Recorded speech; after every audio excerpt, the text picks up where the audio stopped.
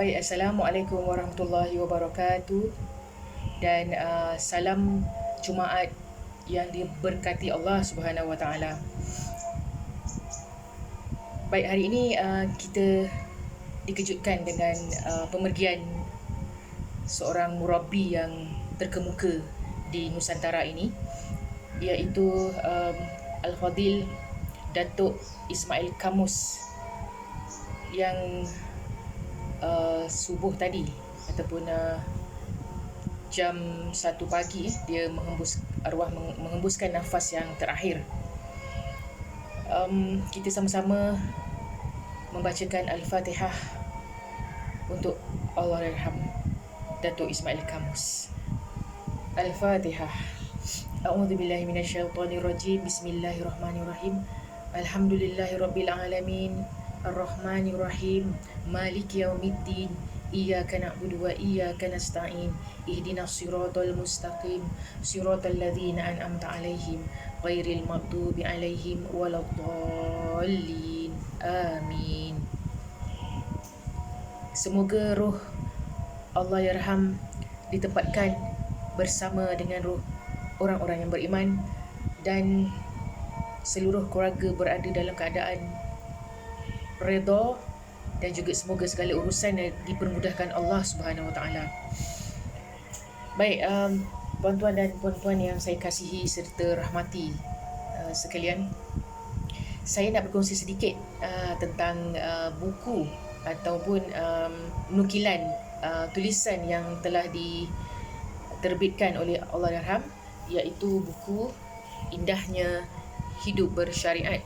Terbalik Baik, modul Fardu Ain, diri dan keluarga serta masyarakat sepanjang hayat ini direka khas oleh Allahyarham di saat-saat akhirnya lah, sebelum beliau meninggalkan kita. Jadi sangat istimewa bagi saya buku ini, dan paling istimewa buku ini saya diberi ataupun disedekahkan oleh salah seorang jiran saya, iaitu dalam majlis di rumah beliau lah, majlis kenduri di rumah beliau. Baik, saya nak kongsikan di sini tentang buku ini ialah mengandungi pelbagai kandungan, iaitu dari bab 1 iaitu syariat kelahiran sehinggalah ke bab yang terakhir, iaitu bab yang terakhir syariat dalam bermasyarakat, iaitu sehingga kita ni meninggal. Urusan dia daripada kita lahir sehinggalah kita mati, urusan diri kita tu bagaimana perjalanannya, dan apakah tindakan-tindakan ataupun amalan-amalan kita yang perlu kita amalkan sebelum kita menarik nafas yang terakhir. Baik, saya akan ambil sedikit ataupun tajuk, iaitu yang dalam bidang saya sendiri, iaitu bab yang kedua. Bab yang kedua ialah pendidikan awal kanak-kanak. Boleh nampak pendidikan awal kanak-kanak, iaitu yang pertama mengenal Allah. Bagaimana kita daripada kecil nak mendidik anak-anak kita untuk mengenal Allah, iaitu di muka surat 12. Muka surat 12. Kita akan tengok buku ni sebenarnya memang cantik. Dalam dia ada rajah, ada gambar yang berwarna. Dan saya akan masuk kepada ni dia, bab pendidikan awal kanak-kanak.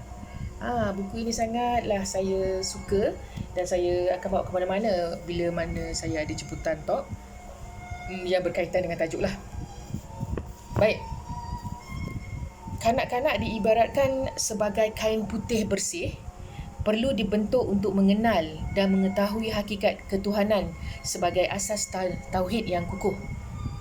Jadi dalam buku ini kita ada bagaimana mengenal Allah. Kanak-kanak mestilah dididik supaya mengenal pencipta dan pentadbir alam ini, iaitu Allah Subhanahu Wa Taala.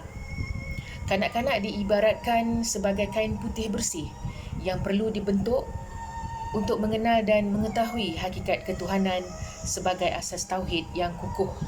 Betapa pentingnya kita nak mengajak ataupun nak mendidik anak-anak kita supaya dikenal Allah dulu. Siapa yang menjadikan dia, siapa yang melahirkan, maksudnya yang memberi nyawa dan juga takdir, ataupun kita ni ada sebuah papan, iaitu papan takdir yang kita panggil Luh Mahfuz. Itu adalah papan takdir di mana kita sebenarnya memang ada nasib ataupun takdir masing-masing. Okey. Bagaimana cara untuk mengetahui kewujudan Allah Subhanahu Wa Taala? Kita andaikan begini, sekiranya kita melihat sebuah kereta yang sedang meluncur laju, sudah tentu kita percaya dan yakin bahawa ada pemandu yang memandu kereta tersebut. Maknanya kereta kita tu ada yang mengawalnya. Begitu juga dalam kehidupan kita. Sekiranya tiada pemandu, sudah pasti kereta tersebut tidak akan meluncur dan bergerak dengan baik di atas jalan raya. Maknanya kalau kita bawa kereta tu tanpa kawalan, tanpa pemandunya, jadi kita tu hilang arah. Begitu juga dengan Allah. Allah Subhanahu Wa Taala, dialah yang menggerakkan matahari, menggerakkan bulan dan bintang. Dialah yang menggantikan malam dan siang serta mencipta semua makhluk di muka bumi ini. Jadi anak-anak kita dari kecil tu kita kena fahamkan mereka bagaimana mereka ini Allah jadikan daripada setitis air mani sehinggalah membentuk tubuh manusia. Baik, anak-anak kita ini tanpa mengenali zat yang disembah, maknanya kalau tanpa mengenal Allah, tidak akan membawa apa-apa makna dalam kehidupan kita. Makhluk semuanya berhajat dan berharap kepada pertolongan dan perlindungan dan belas kasihan Allah Subhanahu Wa Taala. Seperti mana dalam firman Allah Subhanahu Wa Taala, iaitu wala yuhitu nabi syai'im min ilmihi illa bima syaa. Maksudnya, sedang mereka tidak mengetahui sesuatu pun daripada kandungan ilmu Allah, melainkan apa yang Allah kehendaki, iaitu memberitahu kepadanya. Dalam surah Al-Baqarah ayat 255. Dan firman-Nya lagi, Qul huwallahu ahad, Allahus samad, lam yalid wa lam yulad wa lam yakul lahu kufuwan ahad. Maksudnya, katakanlah, wahai Muhammad, Tuhanku ialah Allah yang Maha Esa. Allah lah yang menjadi tumpuan sekalian makhluk untuk memohon sebarang hajat. Ia tidak beranak dan ia tidak pula diperanakkan. Dan tidak ada sesiapa pun yang setara dengannya. Iaitu surah Al-Ikhlas ayat 1 sehingga 4. Baik, selain daripada itu, kesimpulan iman, membentuk iman dalam diri anak-anak, kita kena ajarkan ataupun didikkan mereka dengan 20 sifat yang wajib bagi Allah Subhanahu Wa Taala. 20 sifat yang mustahil bagi Allah. Itu semua kita kena kenalkan pada mereka ataupun kena ajarkan ataupun kena kongsikan. Baik, satu saja harus bagi sifat bagi Allah. Satu sifat yang harus bagi Allah. 4 sifat yang wajib bagi Rasulullah. 4 sifat yang mustahil bagi Rasul, 1 sifat yang harus bagi Rasul. Jadi tentang bab itu kita akan huraikan kemudian hari nanti. Dan selain daripada itu, kita semua maknanya pendidikan anak-anak ni memang sangat penting lah, tuan-tuan dan puan-puan, kerana anak-anak kita ni akan mewarisi kita nanti. Maknanya dalam kehidupan kita ni, seperti mana yang kita selalu diingatkan, 3 perkara sahaja yang kita akan bawa mati, ataupun kita akan bawa ke alam barzah nanti berjumpa Allah SWT, iaitu yang pertama ialah doa anak yang soleh. Yang kedua, sedekah jariah. Sedekah ni kita sedekah kepada orang lah, tak kira siapa kan. Dan jariah ni daripada sudut kita punya perbuatan lah. Maknanya kalau sedekah tu mungkin daripada sudut material, duit, makanan ke apa sebagainya. Tapi jariah ni adalah kita membantu orang. Contohnya kita tak ada duit, tak ada harta, kita bantu daripada segi idea ataupun daripada segi tenaga. Gitulah maknanya tadi jariah. Dan yang akhir sekali, ilmu yang bermanfaat. Jadi kalau tak ada apa-apa yang kita ni, kita sampaikan saja ilmu. Seperti Rasulullah SAW pernah bersabda, sampaikanlah ilmu walaupun hanya sepotong ayat. Jadi Satu lagi, talabul ilmi faridatun ala kulli muslim. Maknanya menuntut ilmu ini adalah perkara yang wajib. Sebab bila kita tuntut ilmu, kita akan dapat ilmu tu kemudian kekal dalam diri kita.